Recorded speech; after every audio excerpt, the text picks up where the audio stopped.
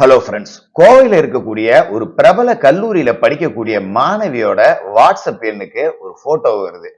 தெரியாத நம்பர்ல இருந்து வாட்ஸ்அப்ல என்ன போட்டோ வந்திருக்கு அப்படின்னு சொல்லிட்டு அந்த மாணவி அந்த போட்டோவை டவுன்லோட் பண்ணி பாக்குறாங்க. பார்த்த உடனே அந்த மாணவிக்கு ஈரக்கோலையே நடுங்கி போச்சு. உயிரே போற அளவுக்கு உடம்பெல்லாம் வேர்த்து என்ன பண்றது அப்படின்னே தெரியாம தனிமையில போய் உட்காந்துட்டு எப்படி போச்சு என்ன போச்சு அப்படின்னு யோசிச்சு பாக்குறாங்க. எந்த முடிவுமே வரல. யாருகிட்டயும் இதை சொல்லவும் முடியாது. என்னடா பண்ண போறோம் அப்படின்னு நினைச்சு பார்த்தா ஒண்ணுமே புரியல. அப்படியே இடிஞ்சு போய் உக்காந்துட்டாங்க. இதை பெத்தவங்கள்ட்ட கூட சொல்ல முடியாதே, ஐயோ என்ன ஆகும் அப்படின்னு சொல்லிட்டு. அப்படி என்ன அந்த புகைப்படத்துல வந்துச்சு அப்படின்னு பார்த்தா, அந்த மாணவி உடை மாத்தக்கூடிய அந்தரங்க புகைப்படங்கள், வீடியோக்கள் அப்படிங்கிறது அவருடைய எண்ணிக்கையே வந்திருக்கு. நம்ம ஹாஸ்டல்ல யாருமே இல்லையே, பெண்கள் மட்டும் தானே இருக்காங்க, இந்த போட்டோ எப்படி வந்துச்சு, இந்த வீடியோ எப்படி வந்துருச்சு அப்படின்னு அந்த மாணவிக்கு ஒரு பயங்கர அதிர்ச்சி. இதுக்கு பின்னாடி ஒரு பெரிய நெட்வொர்க்கே இருந்திருக்கு. ஒரு சக மாணவியே வில்லியாவும் இருந்திருக்கா. இதே நேரத்துல ரொம்ப நாள் தள்ளி எல்லாம் இல்ல, அடுத்த சில வாரங்கள்ல, இது எல்லாம் போன வாரத்துல நடந்த சம்பவங்கள் தான். திருச்சியில இருக்கக்கூடிய ஒரு முக்கியமான இன்ஜினியரிங் கல்லூரி 3ஆம் ஆண்டு படிக்கக்கூடிய சில மாணவிகளோட குளியல் வீடியோக்கள் ரிலீஸ் ஆயிருக்கு. எப்படி ரிலீஸ் ஆச்சு அப்படின்னே தெரியல. ஒரு மாணவி குளிக்க போகும்போது பாத்ரூம்ல கேமரா இருக்கிறத பார்த்து அலறி அடிச்சுக்கிட்டு போய் வார்டன் கிட்ட சொல்லியிருக்கா. வார்டன் அந்த கேமராவை கைப்பற்றாங்க. இப்படி பல மாணவிகளோட குளியலறை வீடியோக்கள், நிர்வாண வீடியோக்கள் அப்படிங்கிறது அந்த பகுதி முழுக்க பரவி இருந்திருக்கு. இதெல்லாம் எப்படி நடந்துச்சு அப்படின்னு விசாரிக்கும் போதுதான் 2 சம்பவத்திலையுமே சக மாணவிகள் தான் இந்த வேலையை செஞ்சிருக்காங்க அப்படிங்கிறது ஒரு பெரிய அதிர்ச்சியை கொடுத்தது. எதுக்காக இந்த மாணவிகள் அப்படி செஞ்சாங்க, எதனால வீடியோக்கள் பரவுச்சு, இந்த புகைப்படங்கள் வீடியோக்களை வச்சுக்கிட்டு அந்த கும்பல் எவ்வளவு பெரிய கொடூரங்கள் அப்படிங்கிறதெல்லாம் அரங்கேற்றுச்சு அப்படிங்கிறத பார்த்தாலே ரத்தமே உறையுது. பெரிய மீடியாக்கள் எதுவுமே இதை கவர் பண்ணல. போன வாரம் நடந்த கோவை மற்றும் திருச்சியில அசிங்கமா பயங்கரமா நடந்த சம்பவங்கள் தான். மாணவிகள் சக மாணவிகளை கூட நம்ப கூடாத ஒரு சமூகத்துல நாம வாழ்றோமா அப்படிங்கிற பயத்தோட தான் இந்த விவரத்தை நம்ம சேகரிச்சோம். என்ன நடந்துச்சு இந்த விஷயத்துல அப்படிங்கிறது தான் இந்த வீடியோல நாம பார்க்க போறோம். Welcome to Vengiratnam crime story. கோவையில் இருக்கக்கூடிய ஒரு பிரபல கல்லூரியில 2 மாணவிகள் இணை பிரியாத தோழிகள். இந்த 2 மாணவிகளும் அவங்களோட விடுதியில தங்கி படிச்சுட்டு இருக்காங்க. அப்பப்ப வெளியில போகும்போது சக மாணவர்கள், அதாவது கல்லூரியில படிக்கக்கூடிய சக மாணவர்களோட இவர்களுக்கு காதல் உறவு அப்படிங்கிறது இருந்திருக்கு. 2 பெண்களும் 2 மாணவர்களை காதலிச்சுக்கிட்டு இருந்திருக்காங்க. வழக்கம் போல அவங்களோட கடைக்கு போறது, கூல்ட்ரிங்க்ஸ் சாப்பிடுறது, டேட்டிங் போறது அப்படின்னு சொல்லிட்டு ஃப்ரீயா சுத்திக்கிட்டு இருந்திருக்காங்க. இந்த 2 மாணவர்களுக்கும் ஒரு அற்ப ஆசை அப்படிங்கிறது வந்திருக்கு. என்னன்னா, நீங்களாம் இப்படி ட்ரெஸ் போடுறீங்க வரீங்க, உங்க ஃப்ரெண்ட்ஸ் எல்லாம் எப்படி ட்ரெஸ் போடுவாங்க, அவங்க ட்ரெஸ் போடுற வீடியோ எல்லாம் எங்களுக்கு போட்டோவா எடுத்து காட்டுங்களேன், சும்மா ஃபன்னுக்காக தான், எல்லா பெண்களும் ஒரே மாதிரி இருக்கீங்களா அப்படின்னு பார்க்கணும், என்ன மாதிரி ட்ரெஸ்ஸிங் சென்ஸ், ஹாஸ்டல்ல எல்லாம் நீங்க எப்படி இருப்பீங்க, காலேஜுக்கு வரும்போது நீட்டா சுடிதார் போட்டு வரீங்க, ஹாஸ்டல்ல நீங்க எப்படி இருப்பீங்க, நைட்டி போட்டிருப்பீங்களா, ட்ராக் பேண்ட் போட்டிருப்பீங்களா, அதெல்லாம் நாங்க பார்க்கணும், அதுக்காக போட்டோஸ் எல்லாம் அனுப்புங்க அப்படிங்கவும் இந்த மாணவிகள் முதல்ல மறுத்திருக்காங்க.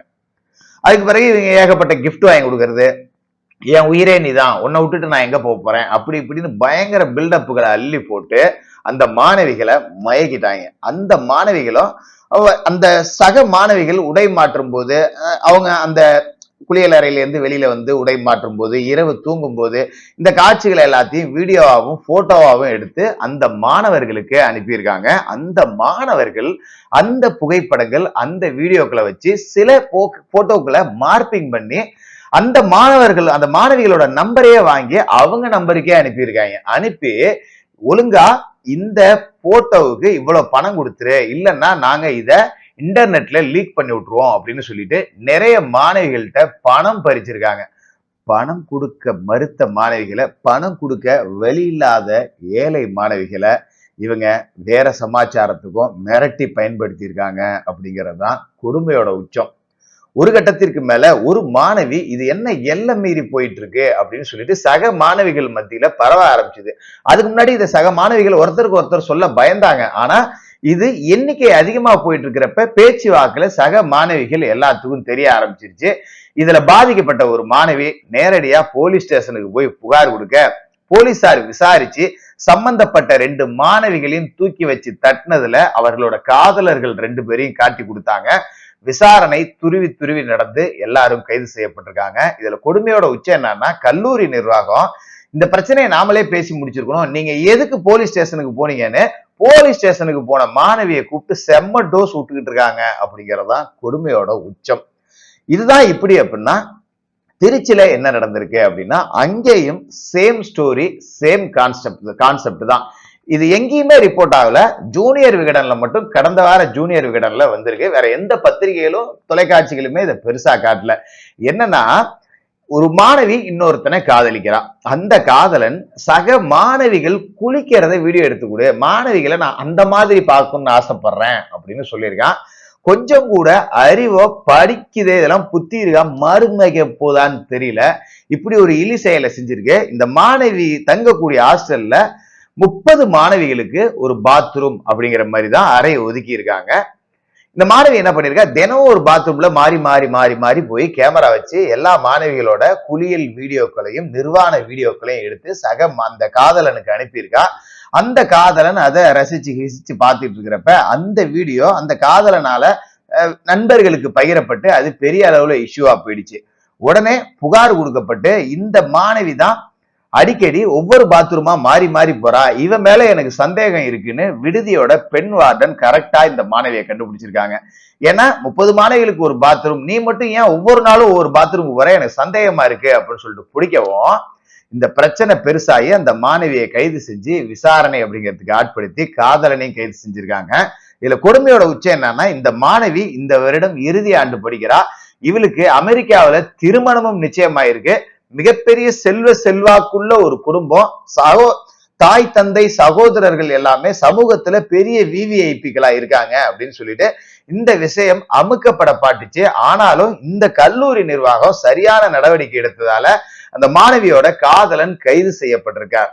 பெண்கள் வெளியில போனாதான் பிரச்சனை, அங்க போனா பிரச்சனை, இங்க போனா பிரச்சனைனா, விடுதியில துணி மாத்துறது, விடுதியில குளிக்கிறத கூட ஒரு சக மாணவியை இப்படி கேமரா வச்சு எடுப்பா, காட்டி கொடுப்பா, நம்மளோட அந்தரங்கள் வெளியே போகும் அப்படின்னு கனவுல கூட நினைச்சிருக்க மாட்டாங்க.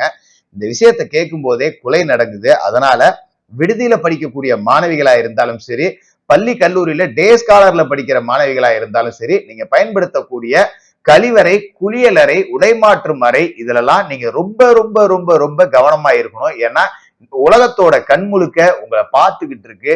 உங்களோட அந்தரங்கங்கள் உங்களுக்கு தெரியாமலே வெளியில போய் உங்களுக்கு ஒரு பெரிய அவமானத்தை தேடி கொடுத்துடக்கூடும், வாழ்க்கைய நாசமாக்கவும் கூடும். அதனால எச்சரிக்கையா இருங்க.